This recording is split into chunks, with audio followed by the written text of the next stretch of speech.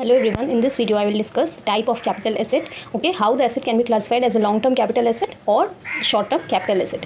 Okay, there are three cases. First case में क्या क्या कवर्ड है? Security. Okay, security but other than unit. Why other than unit? Because units are separately covered. तो security other than unit that are listed on recognised stock exchange. What does it mean? It means listed security. Okay, listed security and units of UTI और units of equity oriented mutual fund. Okay, and zero coupon bond. तो यहाँ क्या क्या cover हो गया? Security जो कि listed security और यूटीआई की यूनिट्स या equity oriented mutual fund and zero coupon bond. और यहाँ पे क्या चीज़ ध्यान देने वाली बात है, यहाँ पे जो है सिक्योरिटी कवर्ड है, लिस्टेड सिक्योरिटी. तो listed security it means what कि it covers both shares as well as जो भी अदर डिवेंचर्स हो गया या any other kind of securities. तो ये सारे जो लिस्टेड है वो यहाँ सारे कवर हो जाता है. और यहाँ पे यूनिट्स जो यूटीआई के और equity oriented mutual fund cover है. यहाँ पे देखिएगा डेप्ट oriented mutual fund are not covered in this case. Okay, वो सेपरेटली आएगा. तो यहाँ क्या क्या कवर है? जो लिस्टेड सिक्योरिटी हो गया और units of UTI, units of equity oriented mutual fund and zero coupon bond.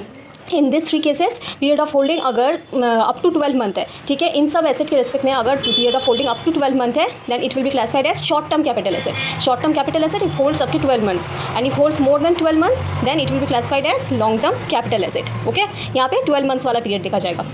अब सेकंड केस में क्या कवर है? Unlisted shares and immovable property.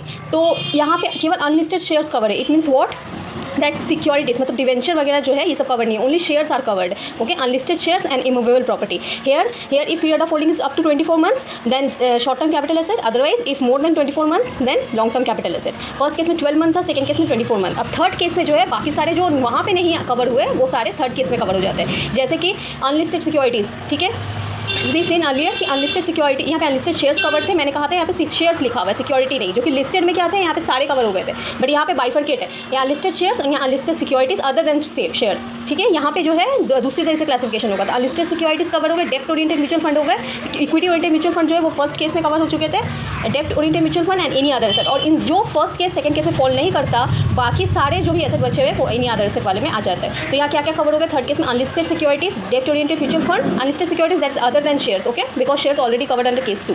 Unlisted securities, debt oriented mutual fund units and other than or any other asset. Then in that case if holds up to 36 month then short term and if holds more than 36 month then long term. Okay, तो first case में up to 12 months देखते हैं, second case में 24 months and third case में 36 month. Subscribe for more such important topics.